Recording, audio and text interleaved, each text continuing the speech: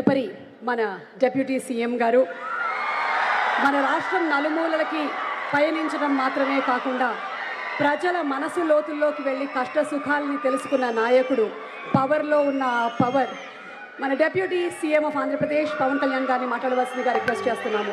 గౌరవ ముఖ్యమంత్రి వర్యులు శ్రీ నారా చంద్రబాబు నాయుడు గారికి హృదయపూర్వక నమస్కారం. ఈ కార్యక్రమానికి విచ్చేసిన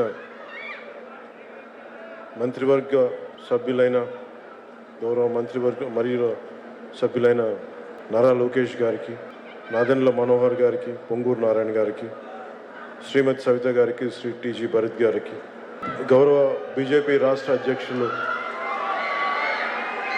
పివిఎన్ మాధవ్ గారికి పేరు పేరున హృదయపూర్వక నమస్కారం.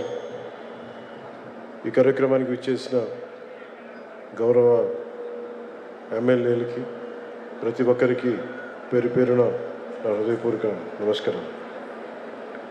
అలాగే ఈ కార్యక్రమానికి తమ వంతు విరాళాలు అందించిన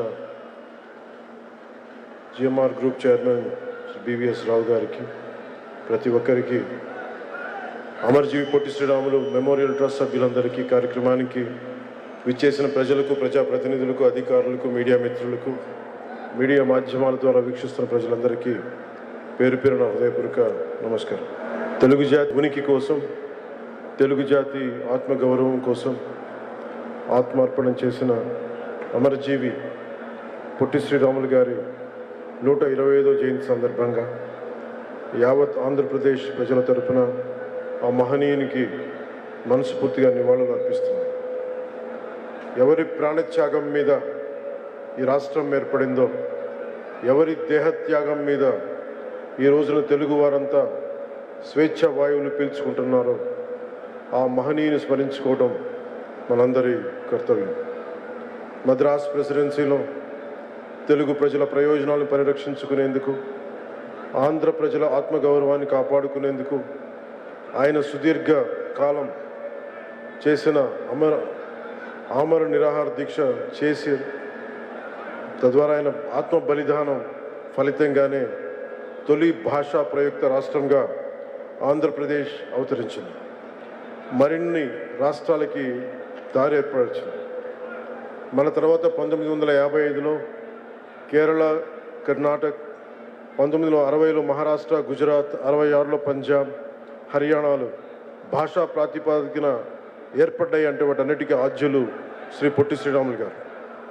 అలాంటి మహనీయుని చరిత్రను భవిష్యత్ తరాలు స్మరించుకునే విధంగా ఆంధ్రుల రాజధాని అమరావతిలో అమరజీవి పొట్టి శ్రీరాములు మెమోరియల్ ట్రస్ట్కి గౌరవ ముఖ్యమంత్రి శ్రీ నారా చంద్రబాబు నాయుడు గారి నాయకత్వంలోని కూటమి ప్రభుత్వం 6.8 ఎకరాల భూమిని కేటాయించగా, వారు 58 రోజుల ఆమరణ నిరాహార దీక్ష గుర్తుగా 58 అడుగుల విగ్రహం ఏర్పాటు చేయడం మనందరికీ చాలా ఆనందాన్ని ఇచ్చే అంశం. పొట్టి శ్రీరాములు గారు చేసిన త్యాగాన్ని గుర్తుగా కూటమి ప్రభుత్వం తరపున నివాళిగా జల్ జీవన్ మిషన్ ద్వారా చేపట్టిన ఒక multi village scheme water grid పథకానికి అమరజీవి జలధార అని పేరు పెట్టారు. దేశంలోని గ్రామీణ ప్రాంత ప్రజలు ఒక్కొక్కరు రోజుకి 55 లీటర్ల స్వచ్ఛమైన తాగునీరు అందించాలన్న గౌరవ ప్రధాని శ్రీ నరేంద్ర మోదీ గారి స్ఫూర్తితో రాష్ట్రంలో కూడా ఈ పథకాన్ని పగడ్బందీగా అమలు చేస్తున్నాం. ఆయన మన పొట్టి శ్రీరాములు గారి ఆత్మ బలిదానంతో ఏర్పడిన ఆంధ్రప్రదేశ్ గడ్డపై నీరు తాగిన ప్రతిసారి ప్రతి ఒక్కరూ అమరజీవి త్యాగాన్ని గుర్తు చేసుకోవాలి, ప్రతి ఆంధ్రుడు ఆయన త్యాగాన్ని స్మరించుకోవాలి. ఆ ఉద్దేశంతో ఆయన వారి పేరు పెట్టడం జరిగింది జల్ జీవన్ మిషన్కి. కూటమి ప్రభుత్వం జల్ జీవన్ మిషన్ నిధులతో అమరజీవి జలధార పథకం ద్వారా 5 జిల్లాల పరిధిలో 7,910 కోట్లు ఖర్చు చేసి 5 మెగావాటర్ గ్రిడ్ ప్రాజెక్టులకి శ్రీకారం చుట్టింది. వచ్చే 30 ఏళ్లలో 1,21,00,000 మంది దాహాన్ని తీర్చాలని లక్ష్యంగా పెట్టుకున్నాం. 9,355 కోట్లతో మరో 7 మెగా వాటర్ గ్రిడ్ ప్రాజెక్ట్ నిర్మాణానికి, తీవ్ర నీటి ఎద్దడి ఉన్న 3,000 ఆవాసాలను గుర్తించి 3,000 పనులని సింగిల్ విలేజ్ స్కీమ్స్ కింద 1,814 కోట్ల అంచనా వ్యయంతో చేపట్టిన ప్రాజెక్టుకి రాష్ట్ర మంత్రివర్గం ఆమోదం తెలిపింది. ఆ పథకాలన్నిటికీ కూడా అమరజీవి జలధార కిందే అది ముందుకు తీసుకెళ్తాం. శ్రీ పొట్టి శ్రీరాములు గారి ఆంధ్ర రాష్ట్రం కోసం బలిదానం అమరజీవిగా మన గుండెలో ఉన్నారు. అంతేకాకుండా ఆయన గొప్ప సంఘ సంస్కర్త, స్వాతంత్ర సమరయోధులు. క్విట్ ఇండియా ఉద్యమ సమయంలో శ్రీ పొట్టి శ్రీరాములు గారు లాంటి వారు మరో 11 మంది నాతో ఉంటే ఏడాదిలో స్వాతంత్రం తీసుకువస్తానన్న మహాత్ముని మాటలు అమరజీవి పోరాట స్ఫూర్తికి నిదర్శనం. ఆ స్ఫూర్తిని కొనసాగిస్తూ యావత్ తెలుగు ప్రపంచం ఆంధ్రులో ఔన్నత్యాన్ని, ఔచిత్యాన్ని గుర్తించేలా కృషి చేస్తామని మాటిస్తూ ప్రత్యేకించి ఈ రోజున అమరజీవి పొట్టి శ్రీరాములు గారి కుటుంబ సభ్యులు ఇందాక నా పక్కనే కూర్చున్నారు, ఈ వేదిక పైన ఆసీనులై ఉన్నారు.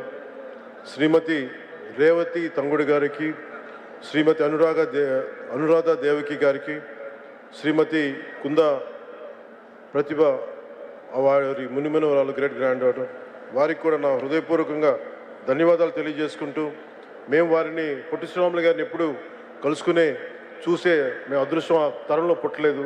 కానీ మీ ద్వారా వారి కుటుంబ సభ్యులు, మీరు పొట్టి శ్రీరాములు గారి కుటుంబ సభ్యుల్ని మేము ఈ విధంగా చూడటంలో మిమ్మల్ని చూస్తూ మేము పొట్టి శ్రీరాములు గారి త్యాగాన్ని గుర్తు చేసుకుంటాను. ఆయన్ని కలవలేక మాకు కలిసి అదృష్టం మాకు వెళ్ళాలి. కనీసం మేము మీ పక్కన కూర్చున్న అవకాశం ఈ విధంగా లభించినందుకు పొట్టి శ్రీరాములు గారి వారసులకి పక్కన కూర్చొని ఈ అవకాశం లభించిన మనస్ఫూర్తిగా ధన్యవాదాలు తెలుపుకుంటూ, ఆంధ్ర రాష్ట్రం గౌరవ ముఖ్యమంత్రి గారు ప్రత్యేకించి ఆ 58 అడుగుల విగ్రహాన్ని అమరావతి నడిబొడ్డున ప్రతిష్ఠించినందుకు ఒక్కసారి ఏరియల్ వ్యూ చూస్తూ ఉంటే చాలా చాలా ఆనందంగా, చాలా చాలా గర్వంగా అనిపించింది. మహానుభావుడు చేసిన త్యాగం ఈ రోజున మొట్టమొదటిసారి మనకంటూ ఒక రాజధాని ఒకటి వచ్చింది. అటు ఇటు దాని నడిబొడ్డున ఈ రోజున వారి 58 అడుగుల విగ్రహాన్ని స్థాపించడం మనస్ఫూర్తిగా ముందుకు తీసుకెళ్లినందుకు నారా చంద్రబాబు నాయుడు గారికి, ఆంధ్రప్రదేశ్ ప్రజలందరి తరపున వారికి నా ధన్యవాదాలు తెలుపుకుంటూ, వారి స్ఫూర్తిని మరింత ముందుకు తీసుకెళ్లిన నారా లోకేష్ గారికి మనస్ఫూర్తిగా నా కృతజ్ఞతలు తెలియజేసుకుంటూ సెలవు తీసుకున్నాను. జై ఆంధ్ర, జై హింద్.